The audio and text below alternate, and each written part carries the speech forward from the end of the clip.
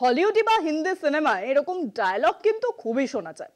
Mafia বা commando বাহিনীরা তারা বলে আমাদের নিজেদের মধ্যেই বিশ্বাসঘাতক আছে। এবারে এমনই হালত কিন্তু ইন্ডিয়া জোটে। শশী থারুরকে নিয়ে আগেই কংগ্রেসের মধ্যে গোলমাল ছিল। এবার উপরাষ্ট্রপতি ভোটে এনডিএকেই সমর্থন করেছেন শশী, এমনটাই মনে করছে বিরোধী ইন্ডিয়া জোট। বিরোধী শিবিরের ভেতরে বেইমানি করলো কারা, প্রশ্ন উঠছে। বিশ্বাসঘাতক খুঁজছে কিন্তু বিরোধী শিবির। উপরাষ্ট্রপতি নির্বাচনে এনডিএ প্রার্থীকে ভোট দিয়েছেন কংগ্রেস সাংসদ শশী থারুর। ইন্ডিয়া জোট এমনই মনে করছে। সূত্রের খবর, বিরোধী শিবিরের হিসেব অনুযায়ী 13 থেকে 14টি ভোট ক্রস হয়েছে। বিজেপির দাবি, বিরোধী শিবিরের অন্তত 14টি ভোট পড়েছে রাধাকৃষ্ণনের পক্ষে, আবার 15টি ভোট বাতিল হয়েছে। প্রশ্ন উঠছে, ইন্ডিয়া জোটের অন্দর থেকে এই ক্রস ভোট করলো কারা? এখানেও দুটি প্রশ্ন উঠেছে।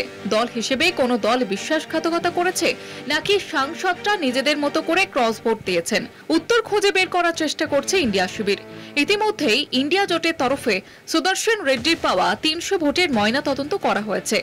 সেই তদন্তে কোন কোন দল থেকে ক্রস ভোটিং হয়েছে তার একটা ধারণা ও সংখ্যা সূত্র মারফত জানা গিয়েছে। কংগ্রেসের দুই কক্ষের 126 জন সাংসদের মধ্যে 125টি ভোটই রেড্ডির ঝুলিতে গিয়েছে বলে দাবি। একমাত্র শশী থারুরের ভোটটি রেড্ডির ঝুলিতে পড়েনি বলে অভিযোগ।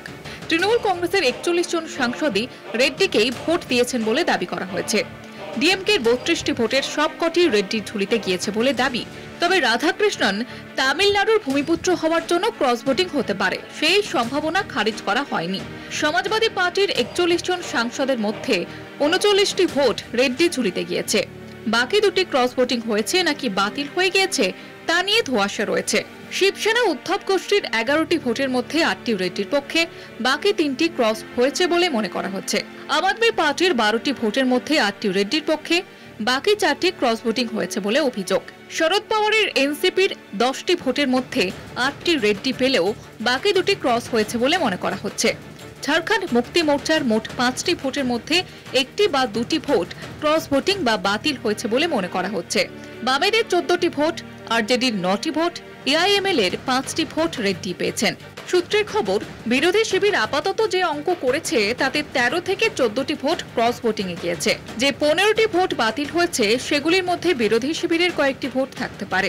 এনডিএর 5টি থেকে 6টি ভোট বাতিল হতে পারে বলে বিজেপি সূত্রের খবর। কলকাতা টিভি।